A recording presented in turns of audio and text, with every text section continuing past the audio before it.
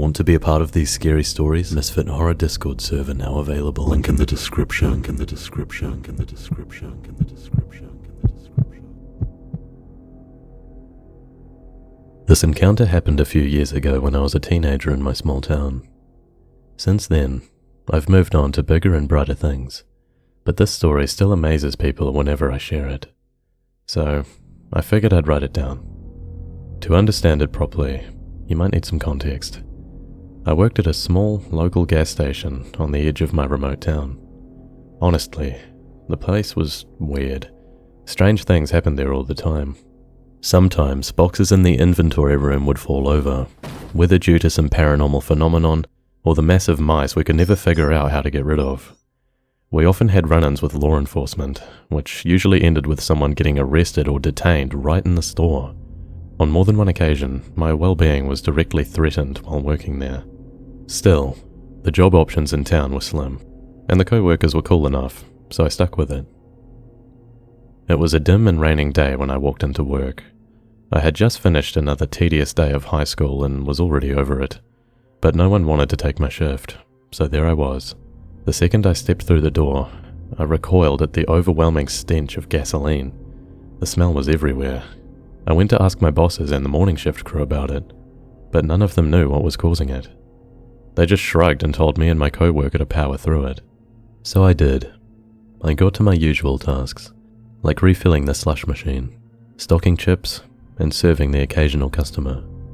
The shift was going surprisingly fast, probably because we were all high off the fumes. Honestly, it made dealing with annoying customers way easier than usual. At one point, I was sitting behind the counter, eating a tray of nachos and sipping on a cherry slushie, when my co-worker, walked up to me. They said they'd finished their assigned tasks and were heading out for a smoke break. I offered them a nacho, but they politely declined and went out back. Not even 5 minutes later, came back inside holding two things, a destroyed vent lid and an open propane tank. What followed was a conversation I still laugh about to this day. Hey man, look what I found behind the store. Me. Whoa, that's pretty cool. What are those exactly? Well, it's the vent lid for the back and a half-full propane tank. Me. Sick. What does that mean? For the last few hours, this is what we've been breathing. Right now, the store is filled with this crap. Me. So what? God, if someone lit a match, sparked a lighter, or even turned on a coffee machine, we'd go kaboom. Me. I see. So, I reckon we call our boss. We did exactly that. About half an hour later, the parking lot was swarming with police officers, firefighters, and our supervisor. While the emergency crews inspected the building, and I sat in our usual spots doing our usual things. Scrolling through TikTok on their phone while I sipped on my crappy gas station coffee and read my book. After a while, I mustered up the courage to ask my boss what we were supposed to do next. We clocked out and went home for the day. I wasn't too mad about it.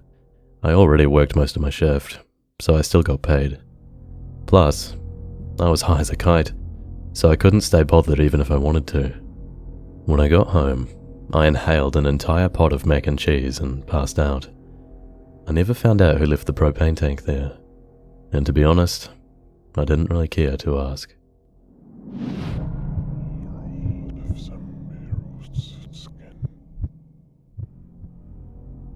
Hi guys, I would like to share a story with you, the events of which are still ongoing.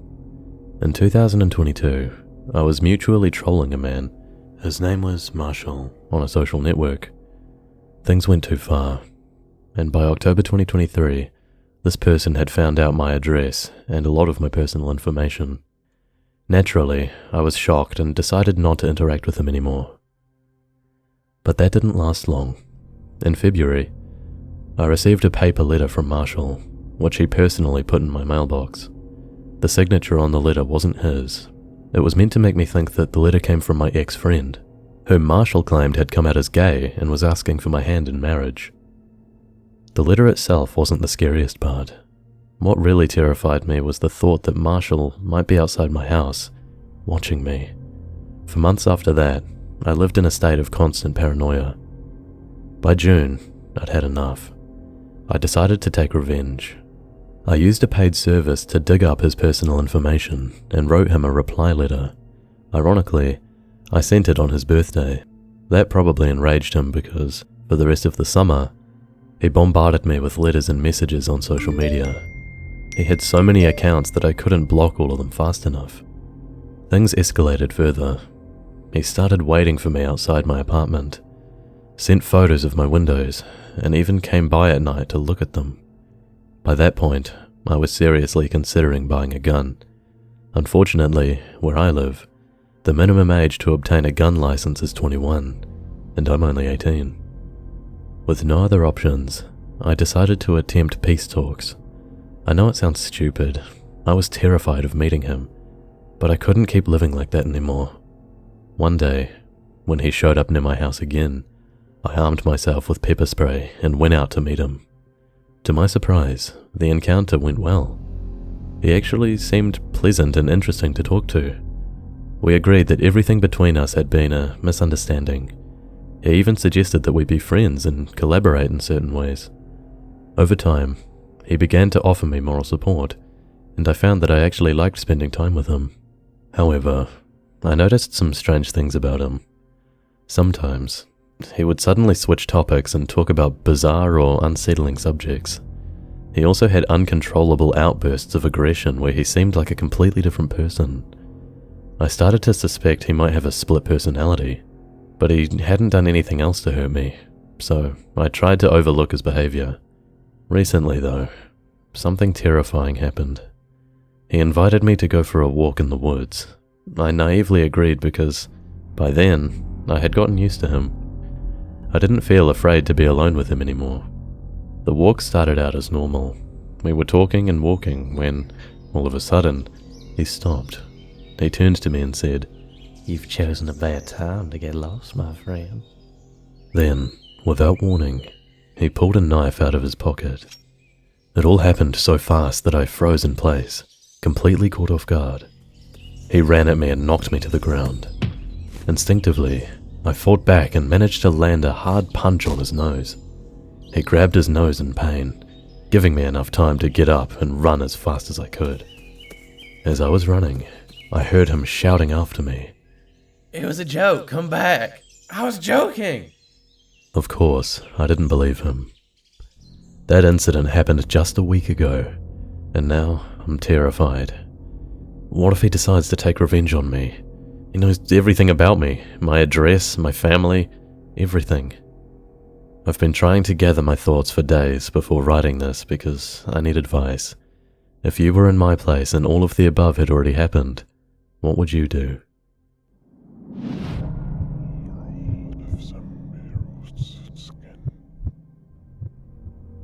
My friend and I were talking about this earlier today, and it made me want to share it with other scary story lovers.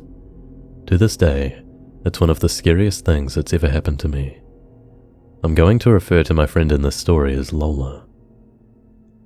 This happened 11 years ago, but I didn't tell Lola until 3 years ago.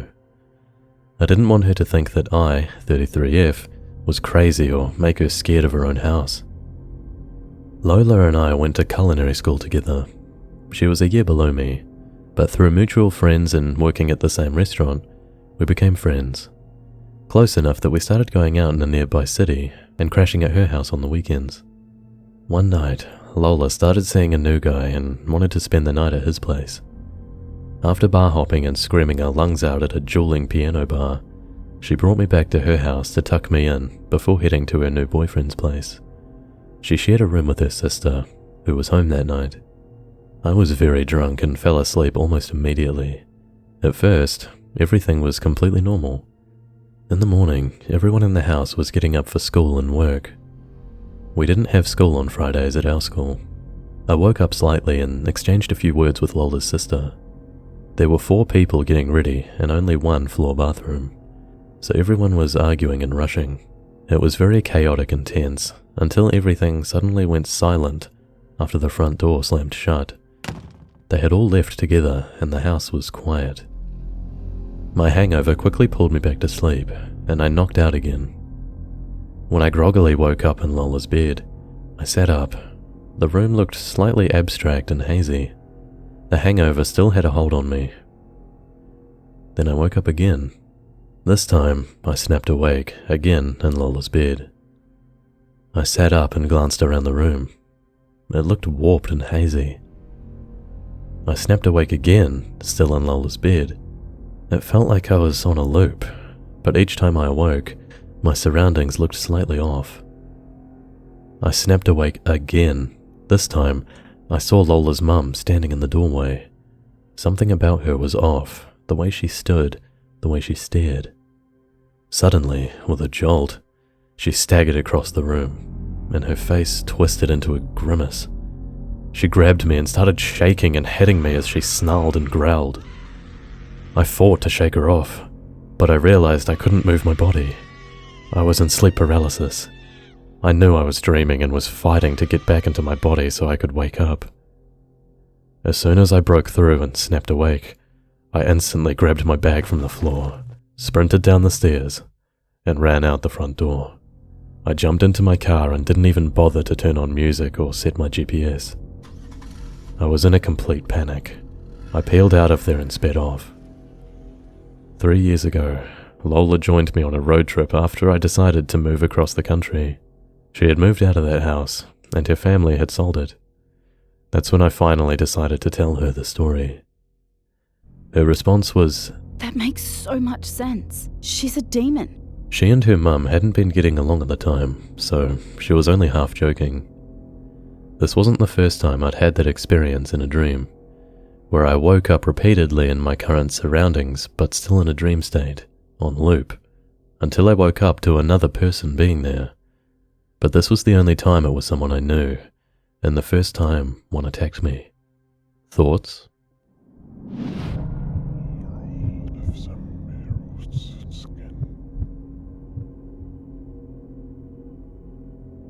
This happened when I was 19. I'm in my late 30s now. I worked at an old-fashioned local diner in my city as a waitress. The job was fun, and the diner was really cute with multiple locations. It had a bar area and a jukebox. We sold breakfast and lunch items and stayed open 24/7. I worked the day shift with the manager and usually one other waitress. The manager doubled as a short-order fry cook. We had a few regulars that came in on certain days at the same time. They were old guys that shamelessly hit on us and made crude jokes. They especially thought I was attractive because I was young and put a lot of effort into my physical appearance. One day, about 2 hours before my shift ended, a tall gentleman walked in and took a seat at the bar area. I greeted him, gave him a cup of water, and set a menu before him, which was customary. I told him to call me over whenever he was ready to order. He said nothing and just stared at me, smiling. I asked him if he heard me. Still nothing, just staring and smiling at me. I walked away, but his eyes followed me everywhere. He hadn't touched the water or opened the menu. I approached him again and asked if he wanted to order anything. He just smiled and told me his name was Anthony. I said, "Okay, Anthony, are you going to order anything?" Frankly, his staring and smiling were making me uncomfortable. He stood up and said to me, "I'm going to marry you," and walked out. It was a WTF moment, but the last hour and a half of my shift picked up, and I kind of forgot about it. On my next shift, Anthony showed up again and sat on the same stool. I brought him another cup of water but didn't bother with the menu. He started his creepy staring and smiling again. I asked if he was going to order something or just stare. He just kept staring at me, smiling creepily. I told my manager that he was creeping me out, and she told him if he wasn't going to order, he'd need to leave. He got up and walked to the door. Before exiting, he told me, "You're going to be my wife." I went on with my shift but felt weirded out. The next day, Anthony showed up but didn't come in. As I was sweeping the dining area, I noticed him staring at me through the windows and the double doors. When our eyes met, he smiled and ran off. I won't lie, I was pretty nervous. After that, I had 2 days off and put it out of my mind. On my next shift, it was early, and the old guys were there with their usual inappropriate conversations. This was around the time Kanye dropped Gold Digger, and surprisingly, they knew the song. Anthony walked in and took his usual seat at the bar. I ignored him and filled the coffee cups of the old guys. As I was doing this, they started joking that a girl like me was the type of woman mentioned in Kanye's song, that I would never date a broke man and that I looked high maintenance. Well, this angered Anthony because he suddenly slammed his hand hard on the counter and screamed at me, calling me a money-hungry bitch. He said he hated bitches like me. Everyone went quiet and still. You could hear a pin drop. My heart was racing. I screamed at him to Get out now! He stormed to the door and screamed back, Bitch, I'm gonna kill you! before running out the door. Well, little 19-year-old me was literally shaking like a leaf in the wind. My heart was pounding, and I couldn't concentrate or think straight. My manager told me to go take a breather in the storage room. I did and called the non-emergency police number. I spoke to a kind lady cop who took my statement and Anthony's description. They sent a cop to look for him, but he was gone. I told my family what happened, and every day, a different relative sat at my job and ate breakfast or lunch until I got off work. It was really sweet, and I felt a lot safer with them there. About 2 weeks after that incident, the lady cop called me and told me Anthony had been arrested on drug charges because he fit the description I had given. And surprisingly, he had given me his real first name. They knew it was the same guy. He also confessed to stalking and threatening me. She said I no longer needed to worry because he was going away for a while. I thanked her for calling me. Fast forward a few years later, I still worked at the diner part-time between college classes. I was sweeping the dining room area when Anthony walked in. For a moment, my heart stopped. The same fear I felt at 19 crept back in, and I couldn't make my legs or mouth move. To my surprise, he instantly apologized to me. He said he was really sorry about how he had acted back then, that he had been high on drugs, and that he was really messed up. He hoped I could forgive him. I was pleasantly surprised and told him that he was forgiven. I never saw him again. Unfortunately, all the diners eventually closed down, with the last one shutting its doors during the pandemic.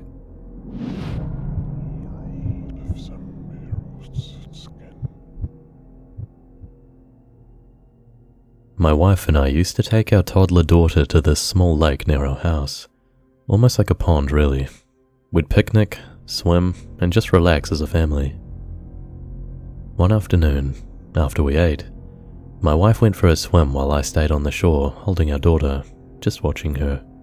Suddenly, she shouted to me from the water. I think I just stepped on someone's face.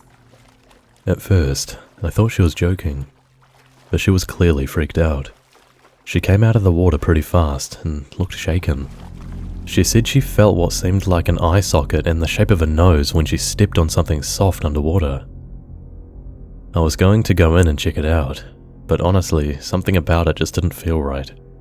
So we packed up and left soon after.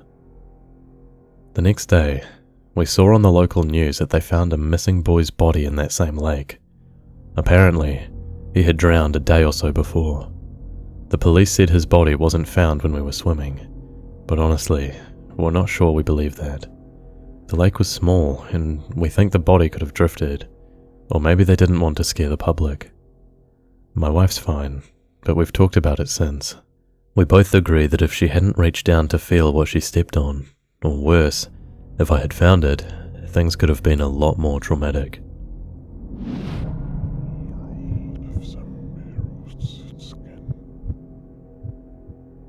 When I was younger, I used to sneak out from my parents' house all the time during the night since I was grounded a lot.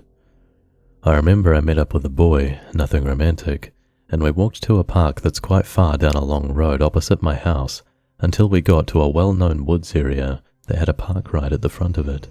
But if you walked a little bit further, there was another little park next to some stables. Of course, being about 2 a.m., and there being no streetlights in this wood/park, it was extremely dark. I was about 17 though, so I acted brave and went through with it anyway. The boy and I walked through and went to sit on the swings in this little park that overlooked the field leading into the woods, just gossiping and doing whatever a youngster does in those days. Anyway, I can't remember how long it was until this happened, but about 8 people in cloaks, yes, cloaks, started walking through the field with lanterns. Not flashlights, lanterns. I couldn't quite see what they looked like, but they sounded just like a group of older kids with the way they talked, but with cloaks and lanterns. It made me go cold. At this point, I was scared. At least they couldn't see us, as we had no light and just sat there on the swings in silence, watching in awe. We watched as they walked along the field and entered the woods on the other side. It was such a relief to watch them leave. What if they'd seen us? The boy and I sat gossiping about what we'd just seen. It was the strangest encounter ever, until about 10 minutes later. We heard absolutely terrifying screams coming from the woods that sounded like a much older woman than any of the people we saw. It wasn't as if the scream was playful or even, as I said, something that could have come from one of the people we saw walking. This sounded like an elderly woman. The screaming went on for about 10 minutes, and I considered calling the police, but the boy I was with didn't want us to get involved. I thought, sod that, I'm calling them. However, within that instant, the screaming stopped. There was nothing. Complete silence. You bet your ass we were out of there. There were no sightings or reports of anything that happened that night, and those screams haunted me for a good couple of years after. Nobody had been killed or discovered. The woods aren't majorly big, so it's not as if a body could just be left there without being found. It was almost like a dream, although it wasn't, and it was never brought up again. The boy and I didn't end up speaking about it. I can't even remember who it was. Weird.